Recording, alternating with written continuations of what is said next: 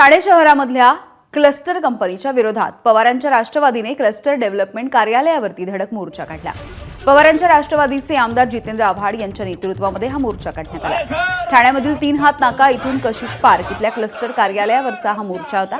या मोर्चामध्ये हजारो ठाणेकर नागरिक आणि मित्र पक्षांचे कार्यकर्ते मोठ्या संख्येने सहभागी झाले।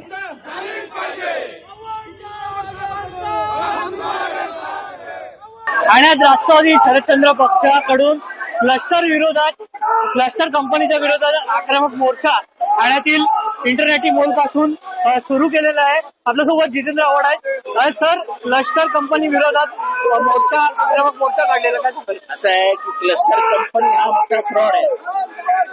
तुम्हाला कंपनी हवी कशाला? महानगरपालिका रस्त्याचा खर्च करणार, गटारांचा खर्च करणार, घरं कधी मिळणार, कशाचा काही पत्ता नाही।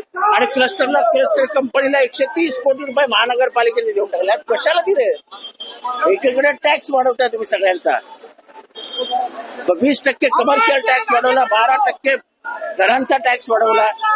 आधी निवडून येताना सूचना हे केलेलं की 5 वर्ष टॅक्स वाढवणार नाही, पहिल्याच वर्षी टॅक्स वाढवला।